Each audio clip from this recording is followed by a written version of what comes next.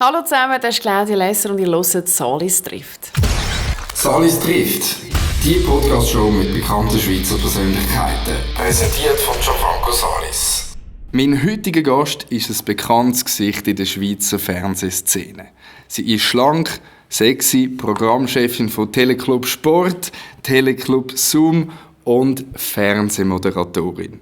Nachdem sie in Kreuzlingen die Matura- und Primarlehrerausbildung abgeschlossen hat sie zuerst als Lehrerin und anschliessend als Model gearbeitet. 1996 ist sie Miss Ostschweiz geworden und 2 Jahre später hat sie an der Miss Schweiz-Wahlen teilgenommen und dort den 4. Platz belegt. Im Januar 2000 hat sie ihre Fernsehkarriere bei Star TV gestartet, wo sie das Kinder- und Jugendprogramm aufgebaut hat. 2 Jahre später ist sie als Redaktorin und Moderatorin das Gesicht der Sendung Fashion gewesen, und 2004 hat sie mit Trendscout GmbH ihre erste eigene Firma gegründet, wo sie Eventkonzept konzipiert und dann auch erfolgreich umgesetzt hat. Seit 2012 ist sie als Programmleiterin von der Fußball Super League beim Pay-TV-Sender Teleclub tätig. 2014 hat sie auf diesem Sender ihre Tagessendung persönlich bei Claudia Lesser lanciert, die ebenfalls von ihr konzipiert worden ist. Und mittlerweile ist diese Sendung auf dem Free-TV-Kanal Teleclub Zoom als Zoom persönlich mit Claudia Lesser zu sehen. Seit 2015 ist sie zudem für das Fitnessprogramm Move to Fit verantwortlich. Sie ist Ex-Lehrerin, Ex-Model, Sport- und Medienmanagerin, Abteilungsleiterin, Unternehmerin, Geschäftsleitungsmitglied von der Teleclub AG, Programmchefin, Fitnessinstruktorin und Mutter. Und heute ist sie bei mir bei «Salis trifft» und ich freue mich riesig auf den Tag mit dir. Willkommen, Claudia Lesser. Willkommen, ja, danke vielmals, das tönt super, wenn du das da alles vorliest. Ich merke gerade, wie alt ich mittlerweile geworden bin. Ach, komm schon. Was ich schon alles gemacht habe. Nein, schön, danke. Wie startest du in einen neuen Tag? Hey, heute Morgen bin ich mal ein bisschen anders gestartet. Eigentlich nehme ich mir immer vor, am Morgen schnell eine quickie Meditation zu machen, ein bisschen gut schnaufen, mich auf den Tag einstimmen, positiv zu sein.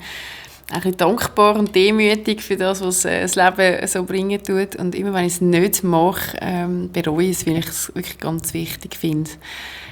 Gerade ich, wo jetzt halt auch sehr ein Manager-Gummi mittlerweile bin, dass man auch immer zwischendurch einmal dort innehalten und wieder ein bisschen achtsam ist.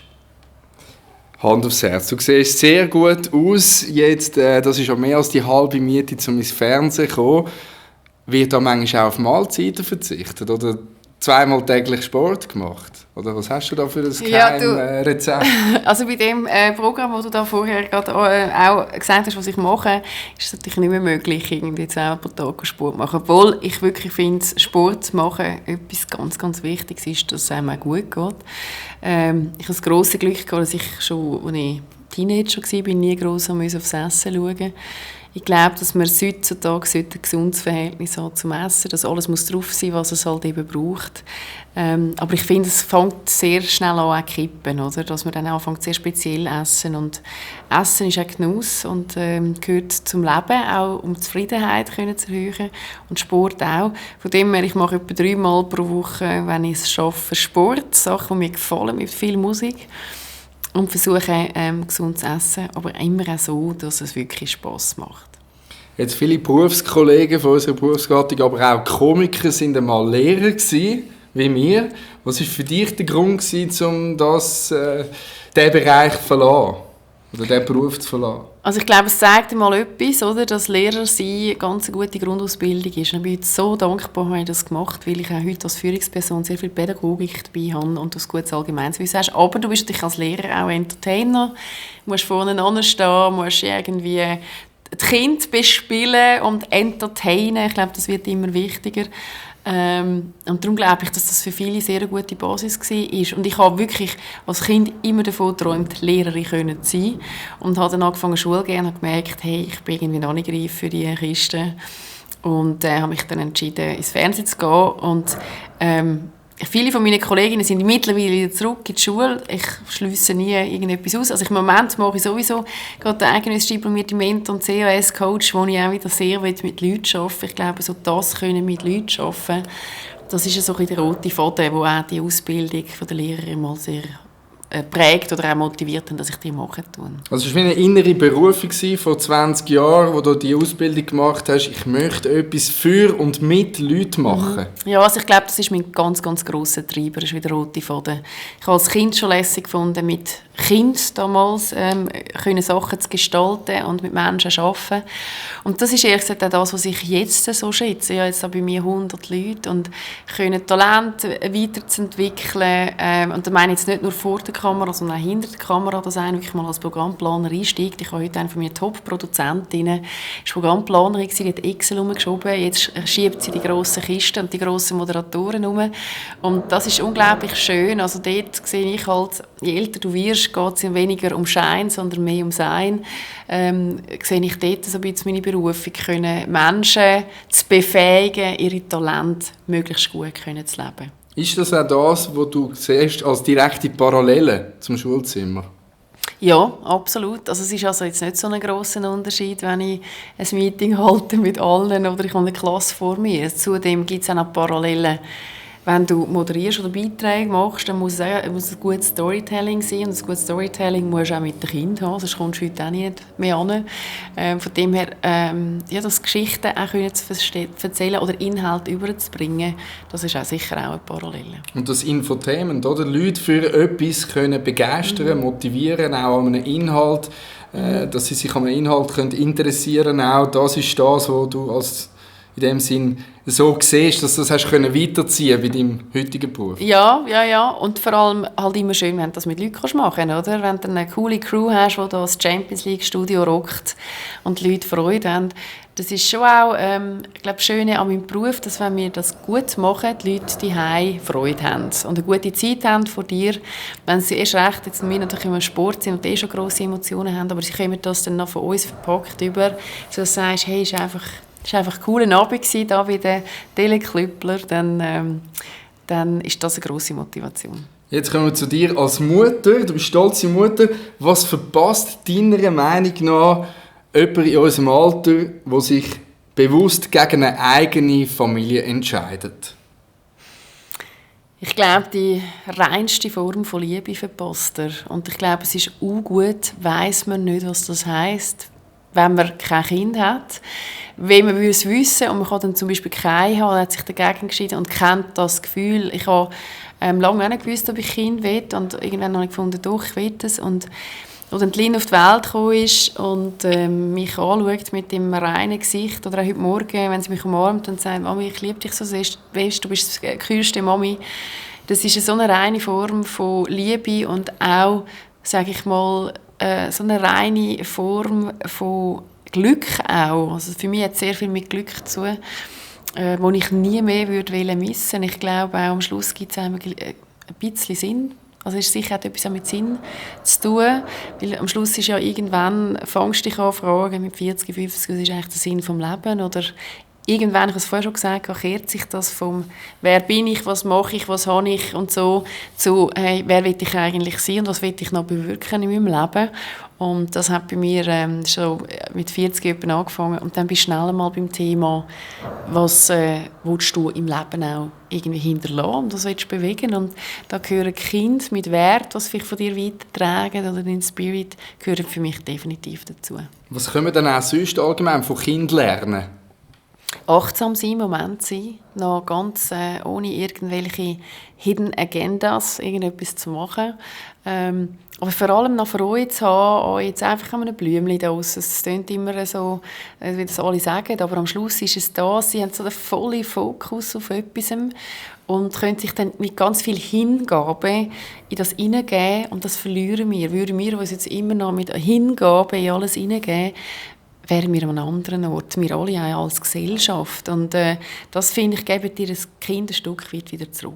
Du hast, wie ich, nicht nur mit berühmten, sondern auch mit ganz speziellen Persönlichkeiten zu tun und ladest sie zu dir ins Fernsehen ein. Was fasziniert dich am Kontakt mit den Menschen? Der der Austausch. Ich lerne immer sehr viel, wenn ich mit ihnen rede.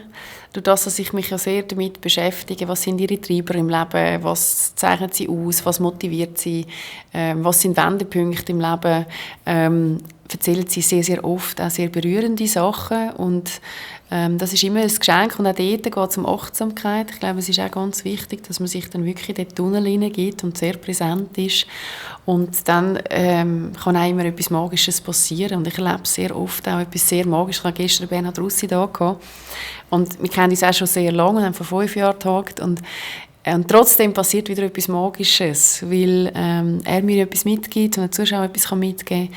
Aber das bedingt, glaube ich, eben immer, dass man achtsam ist, im Moment ist, dass man die Hingabe macht und dann profitieren alle davon. Ist es bei dir auch so? Also für mich war ein Treiber, so eine Sendung zu machen, eine Tagessendung, und zwar genau aus dem Grund, dass ich mich inspirieren kann, aber ich könnte ja auch schwätzen bei diesen Events, die ich moderiere, mit diesen Leuten Backstage und ich habe mir einfach gesagt, hey, tu doch die Begegnungen teilen mit der Aussenwelt.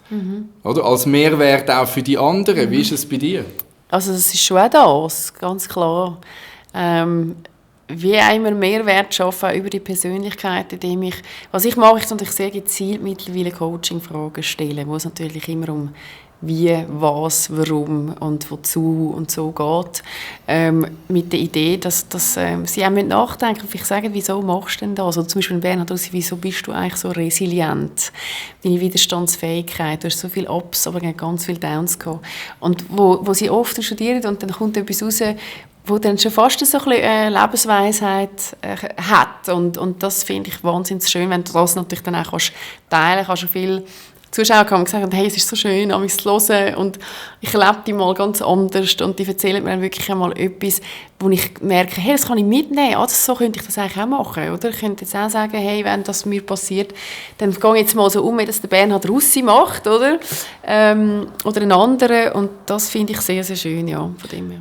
Du hast das Wort Treiber benutzt vorher. Was hat dich angetrieben, diesen Weg zu gehen? Ich meine, wir haben es gehört, oder? Eingangs, was du alles schon gemacht und auch erreicht hast.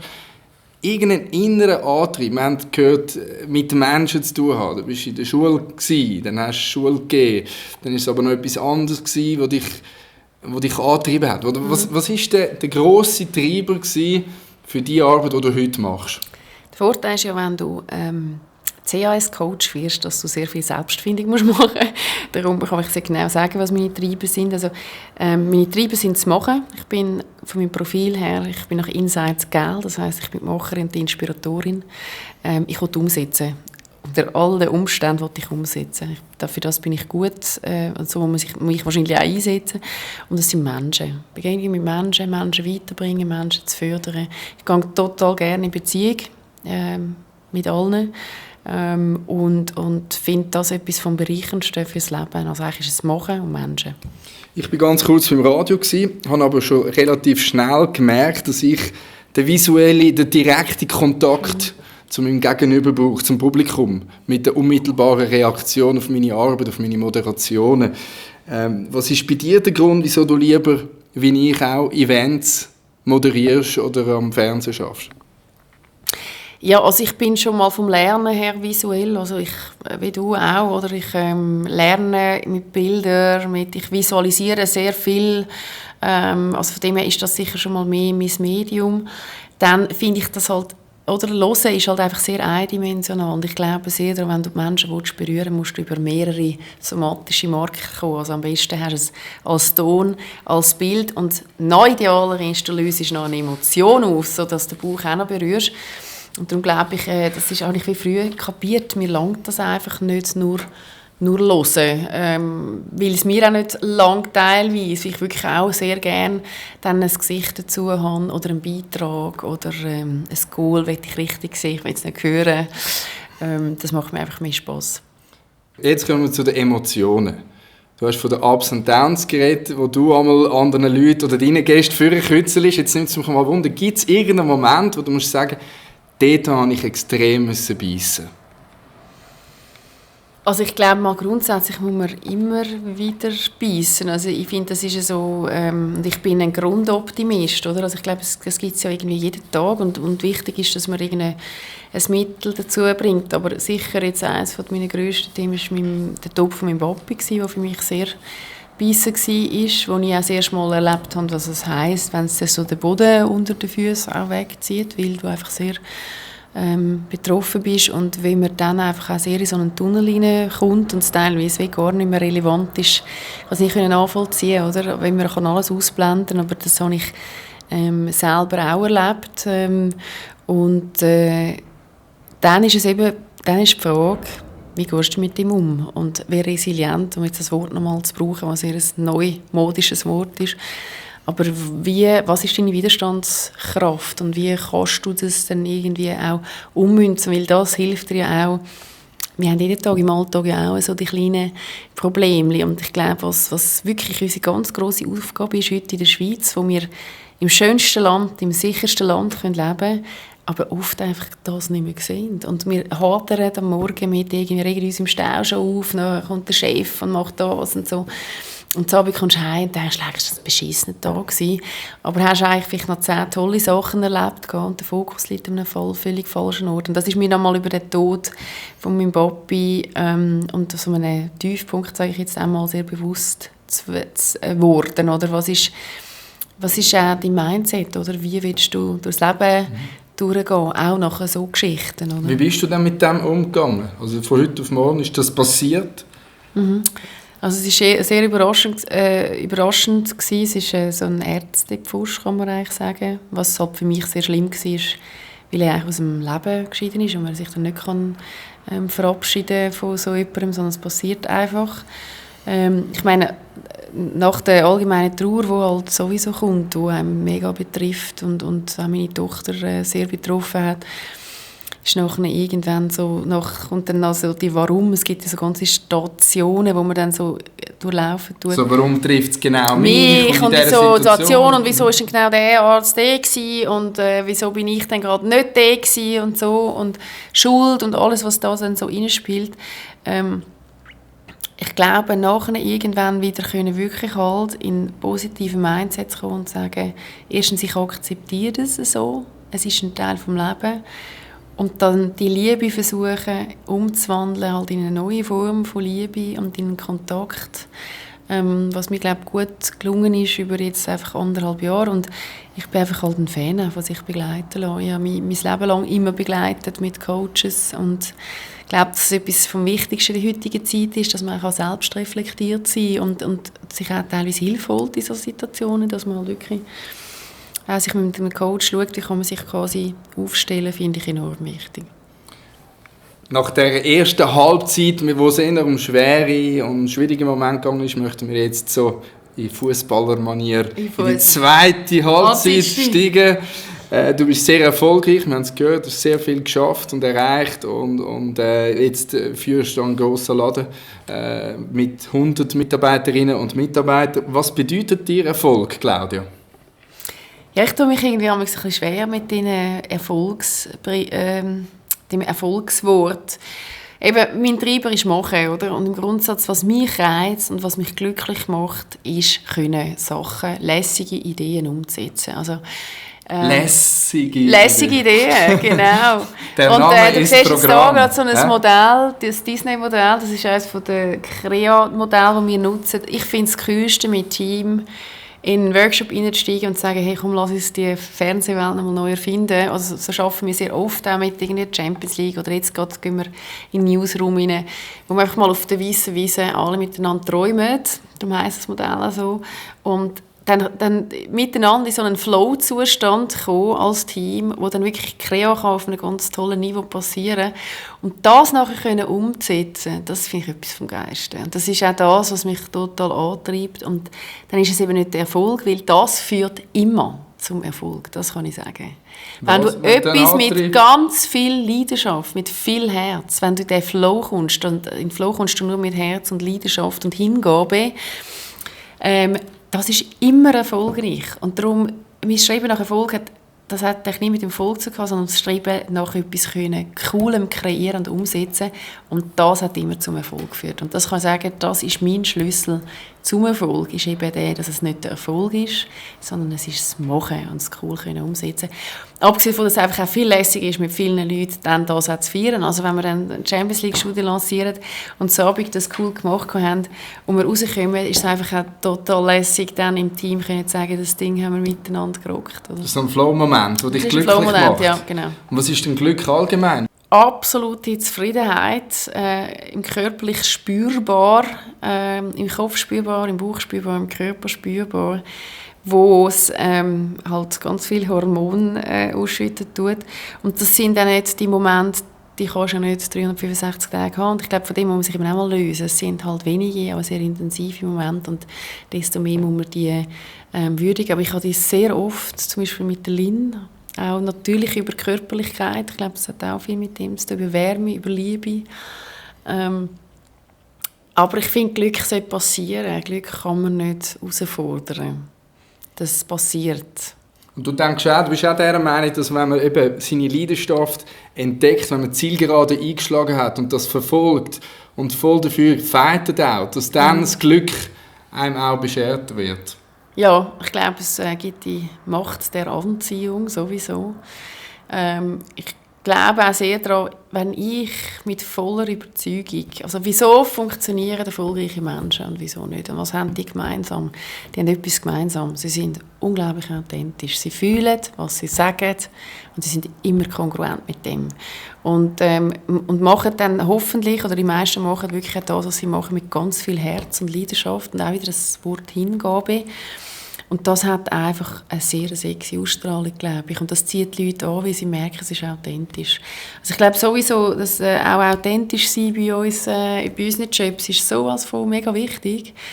Dich selber können sein in jeder Situation.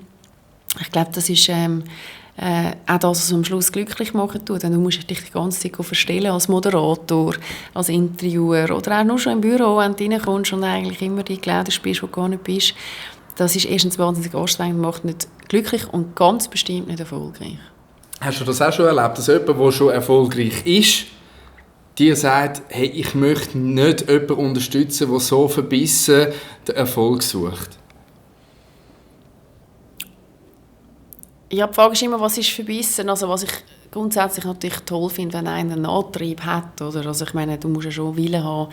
Du bringst kein Projekt, ich habe noch kein Projekt am Boden gebracht ohne Willen. Also ich muss etwas wirklich 150% wählen. Ich muss davon träumen. Ich sage immer, ganz wichtig ist, was im Kopf läuft. Also ab dem Zeitpunkt, wo ich das Projekt gesehen, visualisiere ich das im Kopf. Ich bringe mich in das Gefühl hinein, wie das dann ist, wenn ich das erreicht habe. Das muss man auch, oder? Genau. Also da kann jeder sagen, du bist mega verbissen am Grenzen. Ich finde das verknurzt.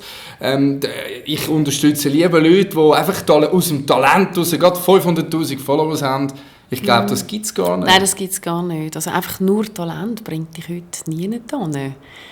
Und also am Schluss ist halt alles auch sehr gefühlsprägt, oder? Mein Treiber kann ja sein, ich will einfach 500'000 Follower, weil ich es lässig finde, berühmt zu sein. Und ich glaube, dass das nicht nachhaltig erfolgreich ist. Und das zeigt ja die ganze Geschichte. Und es zeigt ja sehr die erfolgreichen Menschen, wenn du einen Obama nimmst oder seine Frau, um jetzt mal zwei grosse Namen zu nennen, was haben denn die? Die haben eben das gewisse Etwas. Sie sind unglaublich authentisch, sie haben das Charisma, sie sind glaubwürdig, sie lieben das, was sie machen und das kannst du nachher weiterziehen. Bei Musikern, öfters, in der Schweiz kann man ja schon Beispiel nehmen, ich glaube auch ein Blick, der sehr erfolgreich ist, ein Seven, der einfach seit klein auf Musik lebt und Musik liebt, der macht das, weil ihm das wichtig ist und weil ihm das so wichtig ist und ihm das Glück bringt, ist er dann vielleicht auch mit sehr viel Wille dahinter. Du hast vorher grosse Namen genannt. Ich finde, es ist schon noch eine Challenge, dass wenn man wirklich dort ist, dass man genau diese Authentizität behalten kann und nicht abspaced. Oder? Es gibt ja etliche Beispiele von Rockstars oder von Komikern oder wie auch immer, die dann in Alkohol abgedriftet sind, die in Drogen abgedriftet sind und die eigentlich 20 Jahre von ihrem Namen gelebt haben und eines Tages 50 geworden sind und mit 70 arme sicher sind, deutsch gesagt, und Hartz-IV-Empfänger jetzt in Deutschland oder so, oder? Wie erklärst du dir das? Oder was kann man machen da als Star wahrscheinlich? Das muss eine unglaubliche Herausforderung sein, dass einem genau das nicht passiert. Oder? Ich glaube, es ist mega wichtig, dass du dich nicht über das definierst, was du machst. Ich muss ja mal mit mir mal gut sein. Weil wenn ich mit mir nicht gut bin und keine Selbstliebe habe und Selbstvertrauen, unabhängig von dem, was ich mache, also ich muss mich gut fühlen mit mir, ob ich jetzt Claudia bin, die dann einen Laden führt, oder ob ich Claudia bin, die Schule gibt, oder der Mikrokasse arbeiten tut. Und ganz viele von denen haben natürlich erstens mal sehr ein verkorkst, also Justin Bieber und all die jetzt wieder haben, die kommen aus einer ganz verkorksten Kindheit raus, werden aber oft sehr brillant. Das ist auch ein spannender Effekt. Und dann haben sie die ganze Liebe von dieser Masse und dann ist die weg und dann haben sie das Gefühl, sie sind niemand mehr. Und dann hadern sie über das, dass sie wie für sich selber eigentlich gar keine Definition gefunden haben. Und das, glaube ich, ist eben das Falsche. Lang erfolgreich sein, egal was du machst, es kann ja im Kleinen auch sein, bedingt eben, dass du mit dir dich auseinandersetzt, dass du mit dir gut bist, dass du einen Bezug zu dir selber hast, dass du dich spürst. Und ich behaupte, die Menschen, ich habe noch nie gesehen, dass die Menschen dann den Boden verloren haben, sondern es sind immer die halt eben nicht gut mit sich sind, sich über andere Sachen definieren, die dann irgendwie wieder Tritt verlieren. Und dann müsste ja eigentlich wieder der Weg sein, zu sagen, hey, ich muss mich mal mit mir selber auseinandersetzen. Ich muss mal herausfinden, David Hasselhoff, wer bin ich denn eigentlich? Voilà. Wer bin ich als Mensch? Und was macht mich als Mensch wertig? Dann ist es wahrscheinlich nicht nur seine Fernsehkarriere, hoffe ich. Also kann man auch sagen, dass deine Tochter dich auch gewissermaßen erdet in diesem Bereich? Wo dir sagt, hey, ich muss täglich an mir arbeiten, weil ich bin auch noch Vorbild für meine Tochter. Also mir geht es persönlich so. Wie ist das bei dir? Also ja, ich glaube, ich muss mal zuerst die Haltung haben, dass ich sowieso an mir arbeiten will. Und noch wichtiger wird die Dimension, was du jetzt gesagt hast, mit Kind, wie du wirklich ein Vorbild bist und sie ja alles machen, was du auch machst. Und ich sehe gerade auch mit ihr, wie viel man ihnen eigentlich mitgeben kann, oder einfach dem positiven Mindset. Also lerne ich jetzt Lynn zu sagen, hey, das Glas ist halb voll, oder sage ich ihr, oh nein, jetzt läuft das schon wieder nicht, ja, jetzt haben wir halt schon wieder von dem zu wenig und die anderen haben es ja sowieso alle, weißt, die können alle alles besser und wir haben halt immer, oder sage ich, hey, egal was jetzt ist doch toll, wir haben doch ein tolles Leben und jetzt hast du das halt nicht, aber jetzt machen wir dafür das und das ist ja gerade so viel wert, also und auch das Thema Selbstliebe setzt ist natürlich in der Kindheit. Ihr zu sagen, hey, du bist okay, wie du bist. Du bringst ganz viele tolle Fähigkeiten mit. Du kannst alles, wenn du willst. Wenn du mit Leidenschaft und Freude dran gehst. Das mache ich mit der Lynn schon. Was ich auch eben mal sage, habe ich gewusst, das ist schon gar nicht so schlimm, Mami, gell? Wir haben ja das und das. Oder ich oft, also sie sagt, hey, Mami, ich habe mich selber gerne. Ich habe dich gerne, aber ich habe mich selber auch gerne. Und dann denke ich, yes, okay. Also dieses Thema Selbstliebe, wenn du das in der Kindheit natürlich nicht über eine gute Beziehung zu den Eltern, dort sind wir ja dann wieder mega gefordert, und ihnen das ein bisschen mitgeben, dann haben sie es einfach, glaube ich, wirklich schwerer. Und unsere früheren Generationen, also ich habe jetzt das grosse Glück, mein Vater hat das bei mir auch gemacht, darum kann ich wahrscheinlich auch so viel urvertrauen. Aber noch viel zurück, ich weiss nicht, wie deine Eltern aufgewachsen sind, haben jemand mal gesagt, ja, der kann doch nichts. Und was willst du jetzt da? Das langt im Fall gerade mit deiner Ausbildung, kannst du dann gerade noch Gärtner werden oder Automech oder so. Und das brennt sich ein, oder? Weißt, für mich sind das Treiber gewesen.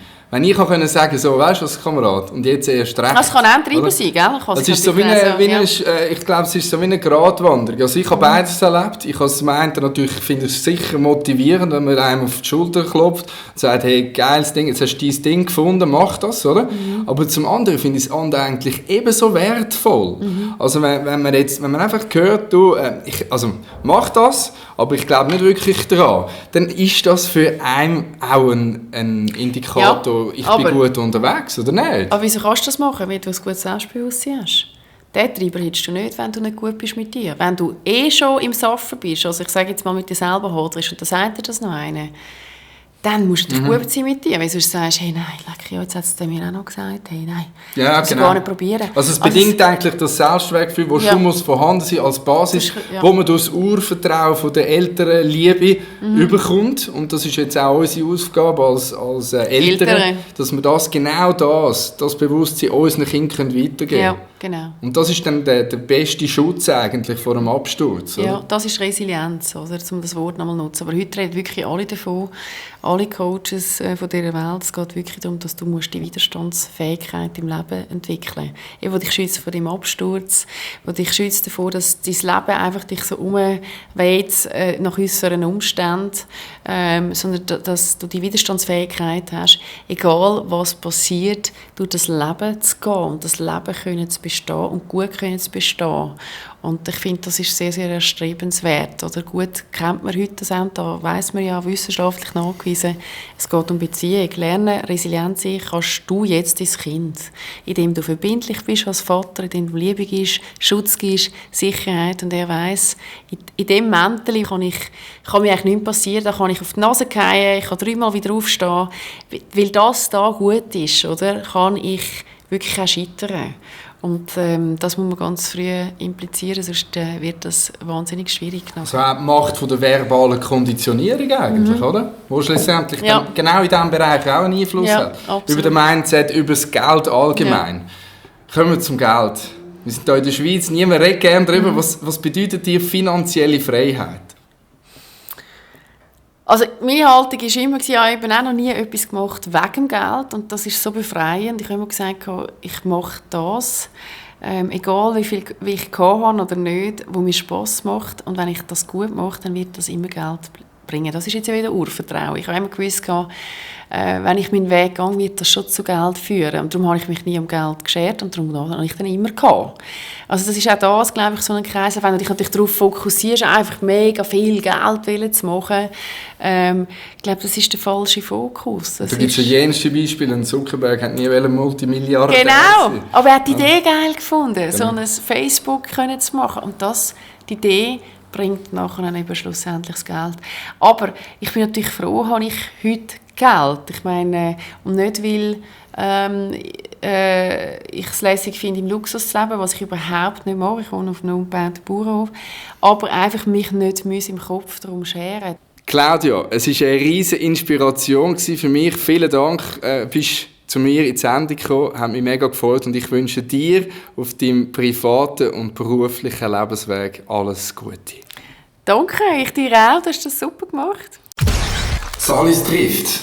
Die Podcast-Show mit bekannten Schweizer Persönlichkeiten. Präsentiert von Gianfranco Salis. Das ist der Podcast Salis trifft. Wenn dir die Folge gefallen hat, dann schenk mir doch bitte deine Bewertung auf iTunes und hinterlasse mir einen kurzen Kommentar. Ich freue mich auf dein Feedback. Vielen Dank für deinen Support und bis zum nächsten Mal.